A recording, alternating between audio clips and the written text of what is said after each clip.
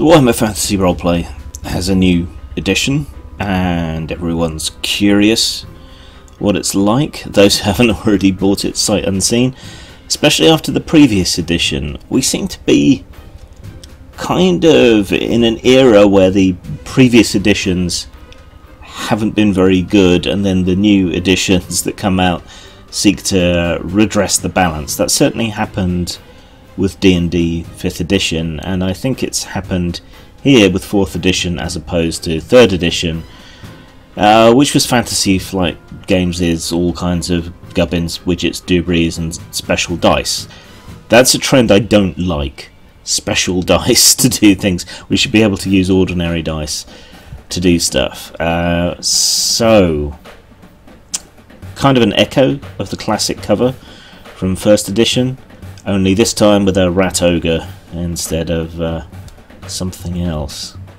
But we still see our troll slayer there and our characters of various kinds, so it's fairly promising looking just from the cover. It's an interesting time for Warhammer Fantasy because the old Warhammer Fantasy world doesn't have a game at the moment on the tabletop. It's been replaced by this whole Age of Sigmar thing, which has gone down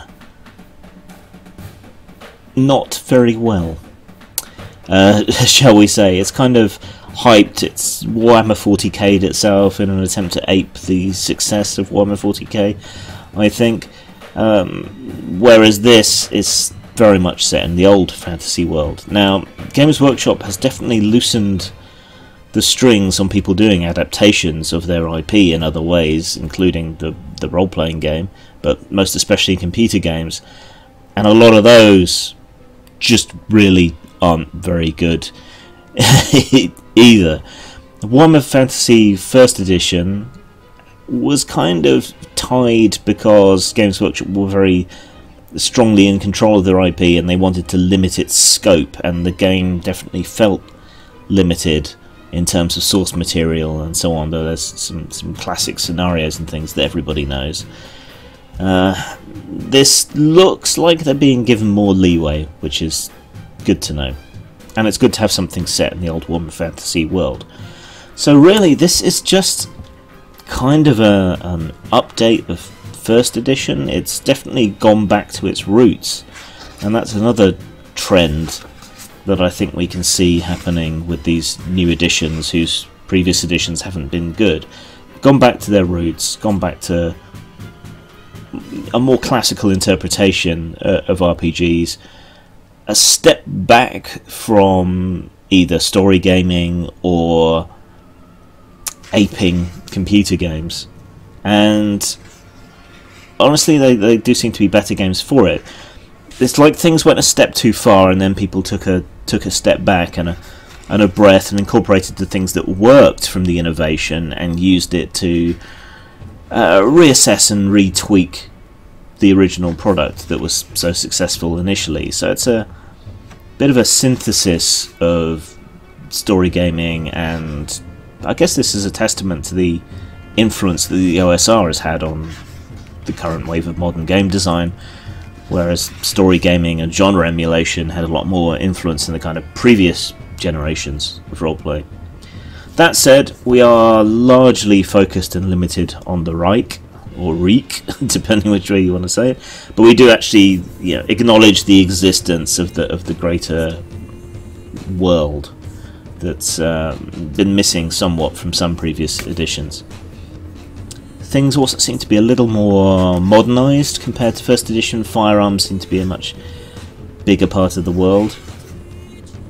You've got your usual classical fantasy races, but with a kind of Warhammer-y spin, and they're not as different as you might expect from something like D&D or whatever. It's really mostly a kind of cosmetic choice. What is glorious is that we see a full-on return of the original career system, though streamlined and simplified a bit. Character creation as a whole feels a lot smoother than 1st or 2nd edition, though the book layout isn't necessarily the most helpful with creating the character. There's quite a bit of flipping back and forth and and finding things until you're completely au fait with character creation. So there's not a smooth flow through the book of character creation, unfortunately. You know, fate points go back to first edition, and it's kind of a very early, crude story mechanic. And this has been expanded now, so you've got fate and fortune, resilience and resolve, which are all slightly similar, slightly story gamey mechanics that enable you to spend points to have a limited amount of narrative override or character immunity, narrative immunity to things that are going on, which is necessary because the base system is pretty grim, if you'll pardon the expression, and deadly. And you don't start with a lot of equipment, you don't start with a lot of capability, and even high-level characters, it's not going to make it that huge an amount of difference. So rather than a class level system, you basically have a career path system. Somewhat like, I guess, versions of Traveller or Life Path from other things, but it's an ongoing career system and life path system, which is good. I mean, this was always one of the main pulls of Warhammer, and it was disappointing to see the earlier interpretation of Warhammer 40k into a role-playing system, to see it not use that and to go more for a class level system. This goes, back to the career. Some people are a little bit wary of the illustrations here. There does seem to be a degree of how can we put it, forced diversity, and whoever the illustrator is rather fond of scrolls. But it doesn't detract in the context of the whole overall book, the whole overall game. You still get that grim and gritty medieval European kind of feel to it. The aesthetic should be fairly recognisable from anyone who's played any incarnation of Warhammer, including Warhammer 40,000. But also those who've played Lamentations of the Flame Princess and other grittier OSR games should certainly see something here that echoes. There's a similar kind of historical inspiration going on here, but Warhammer dials it up a bit more than Lamentations does. Magic is in the game. It's reasonably limited. You're unlikely to start with a remotely powerful magician or anything, and even as you advance in power, unlike a lot of games, it doesn't look like magicians are going to completely outstrip or do away with the need of any other character as they advance in level. The flip side to that, of course, is that even the fighters are reasonably vulnerable to being harmed, as the peg leg there would suggest. So you do have to play the game in a different way, a more cautious and less heroic way, but perversely that gives heroic actions more impact because they are more genuinely risky, more genuinely meaningful to everything. So you've got a butt ton of careers in here, and it would be relatively easy to make up your own. With plenty of choice, plenty of ways to progress, and like I said, this was always the thing that made Warhammer appealing to people very much, was this progression, the zero to hero, the playing ordinary common folk who rise to the challenge. Skills and talents work largely the same way. Skills are slightly more developed than they have been in the past, and talents are a little bit more like feats, I guess, but generally not as powerful as you might be used to from D&D and so on.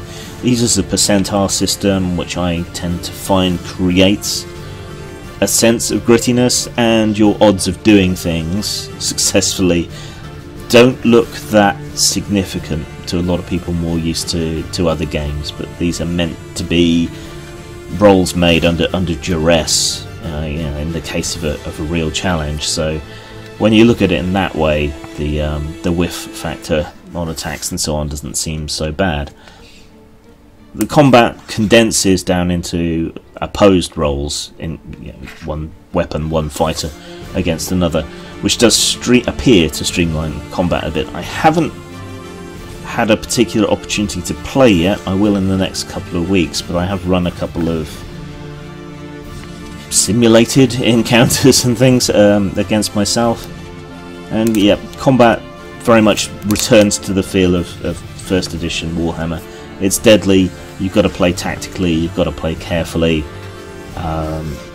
things can go wrong very quickly, so it might be an idea if your players are more used to more heroic role-playing, more story-led gaming, where their characters are particularly powerful or whatever. It may be a good idea to prime them that this is a different sort of game, to caution them to be cautious and so on.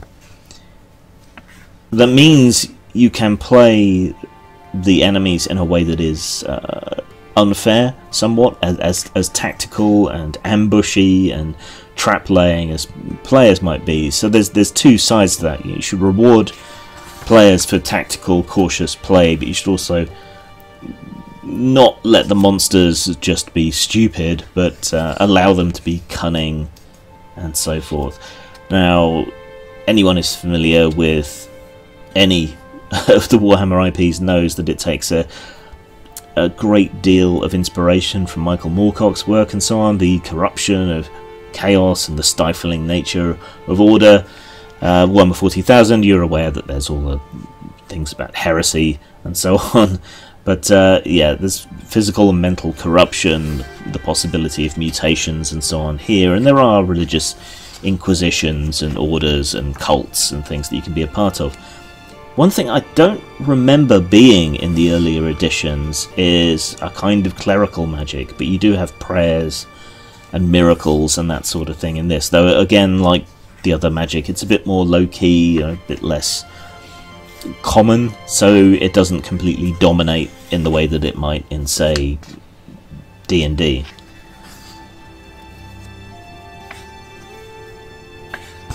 Well, various religious cults here, so they've tried to bring back some things and expand beyond the obvious cult of Sigmar. I imagine some people might avoid worshipping Sigmar in the game purely because they're so pissed off at Age of Sigmar.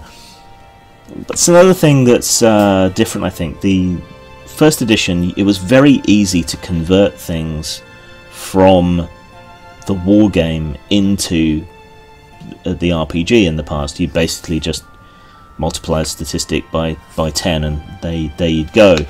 But as the war game has moved away from being more skirmishy and roleplay-y, that's less of an opportunity anymore. I think you'd have to take inspiration from the miniature, from the troop or whatever, and then work it back into the game. So it's a bit more work there. It's a shame because scalability is something that's a strength of, say, Silhouette as a game system, where you can play at the personal level, you can play at the mech level, you can play at the fleet level, and the system transposes between all of those very easily. You know, it would be nice to be able to convert your heroes into troops and play them in a war game, but I guess there's less opportunity for that given Age of Sigmar. Again, this is the magic section, so you've got schools of magic, kind of predictable and typical to an extent, but they do all have their own Warhammer-y spin. The artwork is good in this. It does echo the earlier classic artists that you might associate with the Warhammer property, like John Blanche or whatever, but not quite as self-indulgent, I don't think. And overall, the look is pretty good. Obviously, as a publisher and designer myself, what I appreciate that they've done here is that they've kept the text very readable. Most of the page is unmarred and you can read it clearly, and the background stuff doesn't bleed over into the page most of the time, which a lot of people do, and then that makes it harder to read because you've got this sea of faded grey behind the text. They've limited it to the side, so the layout still looks presentable, but it's still rather readable. Here's your spells. You're unlikely to have anything particularly useful early on, but people can find interesting and innovative uses for low-level spells. So, yeah, it all works out. So let's skip past the rest of the spells here. Some of this stuff will be familiar. Games Master advice, mostly pretty generic. Some of it's more specific. Some of it's like subsystems and so on. Then we have a guide to the locality in which the first adventures and so on are set. This could have been a bit bigger, a bit better, but there's wikis and stuff online. If you're really that interested, you can go and dig through that and find whatever you need. One problem you may encounter as a games master with playing in the Warhammer world is that a lot of people are really up on the lore and really focused on it, and if you introduce something into the game that goes against the lore, you may end up causing arguments with those kinds of players. So if you're making those kind of decisions, be upfront about it. Tell people that, you know, your version of the world is not necessarily the one that they're used to, and get yourself up on the lore. I think a lot of games do benefit when you do know the lore and you can present it and you can tie things into it, and people can utilize, at least to an extent, to their own satisfaction, their meta knowledge about the setting and so on. So they're recognizing references and details and things that you've drawn in. I'm not saying let them cheat or whatever because they know something out of character. I'm just saying games can benefit from deep lore, and if you're going to buck that lore, you need to have a good reason. It can be intimidating, can be difficult, but most people, I think, in the gaming space have at least a basic grounding in Warhammer's lore, which helps. Bestiary's a bit thin on the ground, but we're probably going to be getting a new one, so we got some specific examples of people, we've got some generic examples of people, we've got some basic animals and typical foes and things that you might expect to see. I'm not sure why pigeons warrant an entry exactly, and of course you can always modify from what you have here. I'll be playing a few proper scenarios in a couple of weeks, and probably be Skaven heavy. Orcs are very different in Warhammer to anything else, so do make sure you read up on the lore there for orcs, goblins, other goblinoids. When you've got all the basics, and you can tweak them, yeah, as you like. Earlier edition material seems to be mostly cross-compatible, so if you've got old first edition or second edition modules, it really shouldn't take that much work to get them across, really. So yeah, we've got some Skaven there and some stuff on Chaos and Demon Princes and so on, and then, you know, monster traits, so you can do things to customize and so on if it's not already there. Character sheet, bit big, two-sided, but there's some good fillable PDF ones online, which makes things easier. Some of them have some calculations built in, so that, you know, that's helpful. Index is pretty good by and large. Could have done with a few entries where the reference could be one thing or the other, and the issue there where they seem to have consolidated that into one. So it could have done with being a little bit longer, but I hate indexing, so who am I to judge? It's unclear exactly what else is coming out, but at least we've got some opening scenarios, so you can see how the game is intended to be run, and then we have another map on the back end. But yeah, visually gives you a good idea of the world. Game-wise, seems solid. Very much a hark back to first edition. That is not a bad thing, and it's incorporated a few innovations from more modern game design and so on. I recommend it. I would give it a 4 out of 5 for style and a 4 out of 5 for substance, giving it a combined score of 4 out of 5 Grim Stars. Recommended.